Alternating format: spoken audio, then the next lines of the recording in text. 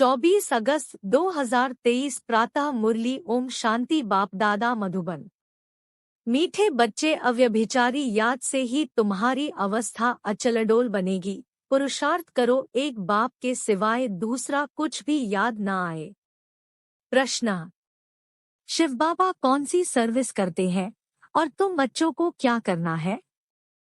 उत्तर: संगम पर शिव बाबा सभी आत्माओं को कब्र से निकालते हैं, अर्थात आत्माएं जो देह अभिमान में आकर पतित बन गई हैं, उन्हें पतित से पावन बनाने की सर्विस करते हैं। तुम बच्चे भी बाप के साथ साथ सबको शांतिधाम और सुखधाम का रास्ता बताने के लिए लाइट हाउस बनो।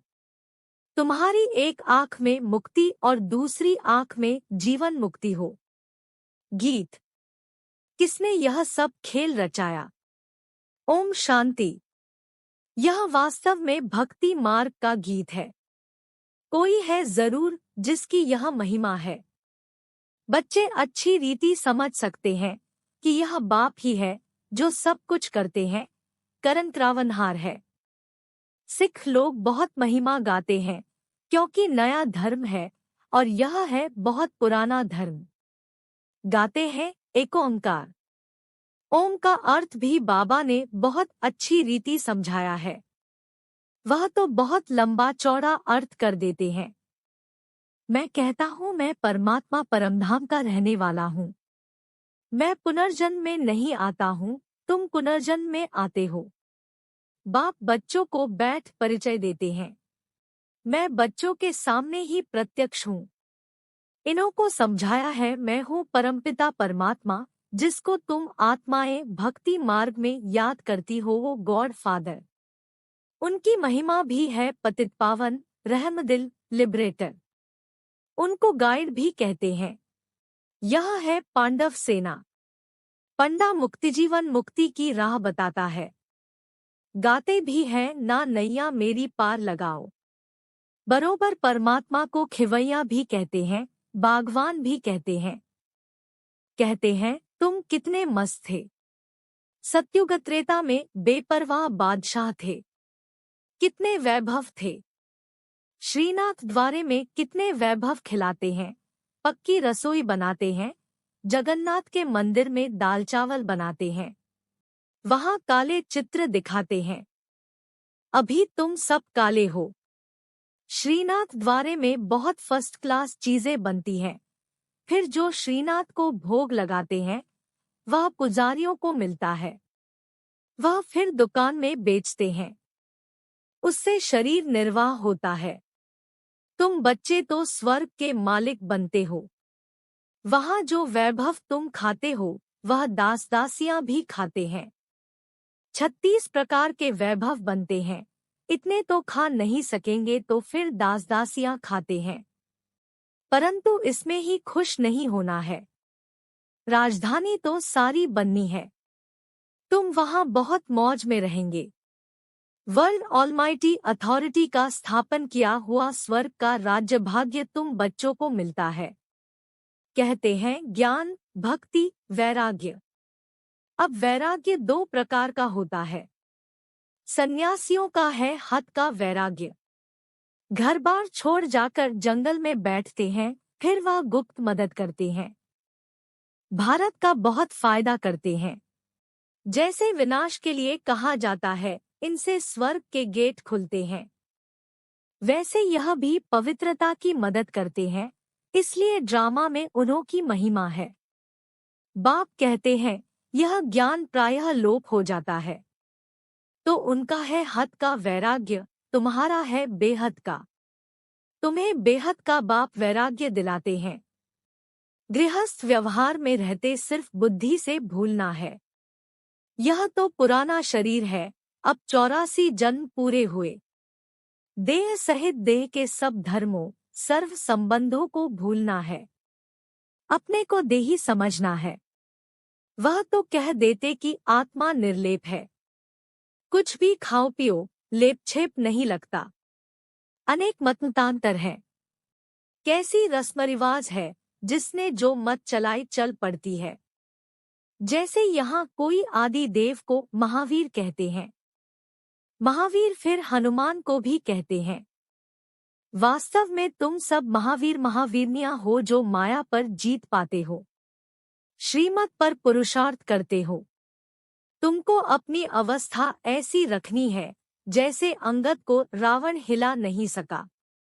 तुम महावीरों को भी भला कितना भी माया का तूफान लगे परंतु हिलना नहीं है। यह अवस्था अभी नहीं होगी, पिछाड़ी में ऐसी अवस्था होनी है। कितने भी विकल्पों के तूफान आए लेकिन अडोल रहना है। अव्यभिचारी याद रहे और किसकी याद ना आए, इसमें मेहनत बहुत करनी है। पिछाड़ी में ही अचलडोल बनेंगे। अचल घर यादगार है ना, उसके ऊपर गुरु शिखर है। अभी तुम समझते हो ऊंचते ऊंच है शिव बाबा, वह है रचिता। पहले पहले क्या रचते हैं वह भी बुद्धि में रखना है। ऊंचते ऊंच है शिव बाबा, फिर है ब्रह्मा विष्णु शंकर सूक्ष्म वनवासी। विष्णु को 4 भुजाएं क्यों देते हैं? इससे यह प्रवृत्ति मार्ग सिद्ध होता है। तुम्हारा है प्रवृत्ति मार्ग, ब्रह्मा द्वारा स्थापना कराते हैं। ब्राह्मण धर्म है ऊंचते ऊंच, देवताओं से भी तुम ऊंच हो क्योंकि तुम सर्विस करते हो। दैवी धर्म की स्थापना कर फिर तुम विश्व के मालिक बनते हो। ऊंचते ऊंच है एक बाप अथवा महिमा लायक एक ही शिव बाबा है, दूसरा न कोई। बर्थडे का ही मुख्य है, बाकी तो कोई सर्विस नहीं करते। लक्ष्मी नारायण भी प्रारब्ध भोगते हैं। अभी तो सबकी कयामत का समय है। पहले पहले भक्ति भी शुरू होती है एक बाप की, वह है अव्यभिचारी भक्ति। भी तो बिल्कुल व्यभिचारी बन गए हैं। तुम शिव बाबा से लेकर सभी के ऑक्यूपेशन को जानते हो। अभी तुम प्रैक्टिकल में बाबा के पास बैठे हो, जानते हो कि हम फिर से भारत को स्वर्ग बना रहे हैं। जो बनाते हैं वही फिर राज्य करेंगे। फिर वहां लक्ष्मी नारायण की डिनाइस्टी चलती है, फिर राम की। अब उनकी क्या पूजा करें? उनको तो नीचे उतरना ही है, प्रारब्ध भोग पूरी की बस। तुम ही पूज्य से पुजारी बनते हो। तुम जानते हो कि भक्ति मार्ग में क्या होता है। 63 जन्म कैसे लेते हैं? अभी तुम ब्राह्मण हो, फिर ब्राह्मण से देवता, क्षत्रिय, वैश्य, शूद्र वर्णों में आएंगे। यह ड्रामा अनादि बना हुआ है, कोई रोक नहीं सकता। बाजोली खेली जाती है ना, तीर्थों पर बाजोली खेलते जाते हैं। आगे बाजोली का बड़ा प्रभाव था। अभी तो अनेकानेक मतें निकल पड़ी है, सिवाय एक बाप के और कोई मुक्ति जीवन मुक्ति दे नहीं सकता। अब तुम्हारी एक आंख में है मुक्ति, दूसरी आंख में है जीवन मुक्ति। बुद्धि कहती है हम लाइट हाउस है, तुम हो मनुष्यों को रास्ता दिखाने वाले लाइट हाउस। पहले पहले जाना है स्वीट होम, अभी नाटक पूरा होना है। तुम बच्चे जानते हो कि यह सच्ची गीता आदि क्यों बनाते हैं? जो कच्चे हैं वह पढ़कर पक्के बने, बाकी तो यह सब खत्म हो जाने हैं। फिर वही गीता आदि निकलेगी। गीता का एक श्लोक उठाकर उसका अर्थ करते जाते हैं।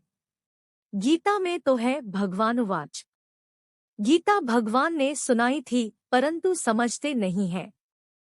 बाप कहते हैं मैं इन शास्त्रों से नहीं मिलता हूँ, जब भक्ति पूरी होती है तब मैं आता हूँ। ज्ञान है दिन, भक्ति है रात। आधा कल्प है रावण का राज्य, रावण देखने में नहीं आता है। बुद्धि से समझ सकते हैं, इनमें काम का भूत, क्रोध का भूत है। यह अशुद्ध अक्षर सतयुग में काम नहीं आते। यहाँ तो एक दो को गाली देते रहते हैं। यह सब बातें सतयुग में नहीं होती। अभी तुम समझते हो बाप पतित पावन स्वर्ग का रचयिता है।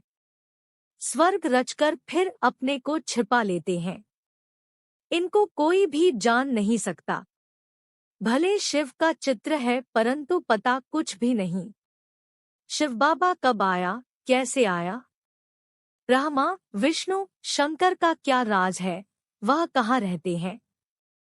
लक्ष्मी नारायण को सतयुग में इतनी ऊंच राजाई कैसे मिली? कलयुग में तो है नहीं।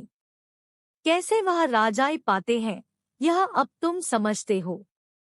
बच्चों को बाप से अच्छी रीति पढ़कर फिर औरों को पढ़ाना है। बाप सभी बच्चों को कहते हैं कि मेरे सिकीलधे बच्चे, ओ मेरे सालिग्रामों, में इस शरीर में आकर तुमको समझाता हूँ। इस ब्रह्मा का तन लिया हुआ है। ब्रह्मा से ब्राह्मण पैदा होते हैं और कोई सत्संग में ऐसे कोई मना नहीं होती है। यहाँ मना करते हैं, विष पर ही झगड़े होते हैं, जिसके लिए ही बाप कहते हैं यह विष आदिमध्यंत दुख देते हैं। यह है नंबर 1 दुश्मन। इस काम महाशत्रु को जीतो जिसने तुमको आदिमध्यंत दुख दिया है। इसलिए कहते हैं पतित पावन आओ। जानते हैं हम पतित हैं, तब तो जाकर पावन के आगे माथा टेकते हैं। पवित्रता की कशिश होती है, इसलिए उन्हों का मर्तबा रखते हैं। वह भी समझते हैं हमारे जैसा ऊंच भारत में कोई है नहीं। उन्हों को भी तुम शक्तियों ने बाण मारे हैं। अगर स्थूल बाणों की बात होती तो ऐसे थोड़े ही कहते कि परमपिता ने बाण मरवाए हैं। यह है ज्ञान के बाण। तुम हो ब्रह्मा कुमारिया, वह फिर ब्रह्मा कुमारिया कह देते हैं। कहते हैं ब्रह्मा ही भगवान है। बाप कहते हैं यह तुम्हारा भ्रम है। अब तुम्हारे पास सन्यासी लोग भी बहुत आते हैं। बड़े बड़े आदमी सन्यासियों के पास जाते हैं, बोलते हैं महात्मा जी चलिए हम आपको भोजन खिलाएं। बहुत उन्हों की खातिरी करते हैं। पवित्रता की निशानी है ना। आजकल तो कई डाकू भी सन्यासी का वेश धारण कर लेते हैं। तुम तो बिल्कुल साफ हो और तुम हो भी राजऋषि। अभी तुम ऊपर से नीचे तक समझ गए हो। जानते हो हम सो देवता लक्ष्मीनारायण बन प्रारब्ध भोगते हैं। आधा कल्प बाद फिर जब और धर्म आते हैं तब लड़ाइयाँ आदि लगती है। यह भी सब ड्रामा में है। तुम मूलवतन, सूक्ष्मवतन, स्थूल वतन, सृष्टि के आदिमध्यांत को जानकर नॉलेजफुल बन गए हो। चक्र को भी जान लिया है चक्रवर्ती राजा बनने के लिए। भारत में डबल सिरताज राजा रानी यह लक्ष्मीनारायण ही थे। सिंगल ताज वाले उन्हों को नमन करते हैं। पवित्रता की ताकत थी। सतयुग में वाइसले संपूर्ण निर्विकारी थे। गाते भी है सर्वगुण संपन्न। यह क्यों गाते हैं? खुद पुजारी विकारी है। भारत पर ही सारा खेल है। डबल सिरताज और सिंगल सिरताज, अभी तो नो ताज। तुम सारे सृष्टि चक्र को समझ गए हो। क्रिएटर, डायरेक्टर, मुख्य एक्टर कौन है तुम अभी जानते हो। फिर तुम देवता बन जाएंगे। माया की जो कीचड़ लगी है वह धोई जाती है। बाप कहते हैं मैं धोबी भी हूँ, बड़े ते बड़ा सुनार भी हूँ। तुम्हारे जेवर को अभी भट्ठी में डालते हैं। तुम सच्चा जेवर बन जाएंगे। बाप बैरिस्टर भी है। तुमको 5 विकारों की जेल से छुड़ाते हैं, लिबरेट करते हैं। तुम रावण की जेल में हो, जेल से छुड़ाने लिए वकालत सिखलाते हैं कि अपने को कैसे छुड़ाओ। बाप कहते हैं मैं अपना कार्य कर तुमको राज्य भाग्य दे, फिर मैं गुम हो जाऊंगा। तुम सुखी बन जाएंगे। तुम राजधानी ले लेंगे, फिर मैं वानप्रस्थ में बैठ जाऊंगा। अच्छा, सबसे भाग्यशाली कौन है? बाबा कहते हैं कि कन्याएं भाग्यशाली हैं। बाबा कहते मैं तो अपना फर्ज पालन करता हूँ। तुम पतित दुखी हो, पुकारते हो, तो बाप का फर्ज है बच्चों को मुक्ति, जीवन मुक्ति देना। ऐसा मुक्ति दाता और कोई नहीं। बाकी टाइटल वह लोग बहुत रखवाते हैं, परंतु है बिल्कुल रॉन्ग। मनुष्यों की बिल्कुल ही विनाश काले विपरीत बुद्धि है। तुम बच्चे बाबा बाबा कहते रहते हो, मनुष्य थोड़े ही इस राज को समझेंगे। असमझेंगे शायद इस बाबा को याद करते हैं। तुम बच्चे जानते हो कि अनेक बार बाबा ने हमको स्वर्ग का मालिक बनाया है। यह है ईश्वरीय जन्म। बाप कहते हैं सिर्फ एक मुझे याद करो, इसमें ही मेहनत है। अच्छा, मीठे मीठे सिकील्दे बच्चों प्रति माता पिता बाप दादा का याद प्यार और गुड मॉर्निंग। रूहानी बाप की रूहानी बच्चों को नमस्ते। धारणा के लिए मुख्य सार। 1. बाप से अच्छी रीति पढ़कर औरों को पढ़ाना है। लाइट हाउस बन सबको मुक्ति जीवन मुक्ति की राह दिखानी है। 2. एक बाप की अव्यभिचारी याद से अपनी अवस्था एकरस अचलडोल बनानी है। महावीर बनना है। वरदान। अलौकिक रीति की लेनदेन द्वारा सदा विशेषता संपन्न बनने वाले फ्राकदिल भव।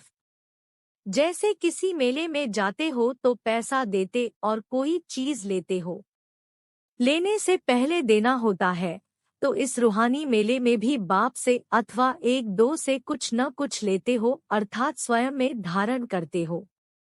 जब कोई गुण अथवा विशेषता धारण करेंगे तो साधारणता स्वतः खत्म हो जाएगी। गुण को धारण करने से कमजोरी स्वतः समाप्त हो जाएगी। तो यही देना हो जाता है। हर सेकंड ऐसी लेन देन करने में फ्राकदिल बनो तो विशेषताओं से संपन्न बन जाएंगे। स्लोगन। अपनी विशेषताओं का प्रयोग करो तो हर कदम में प्रगति का अनुभव होगा। कृपया आज की मुरली पर लाइक, कमेंट और चैनल को सब्सक्राइब जरूर करें।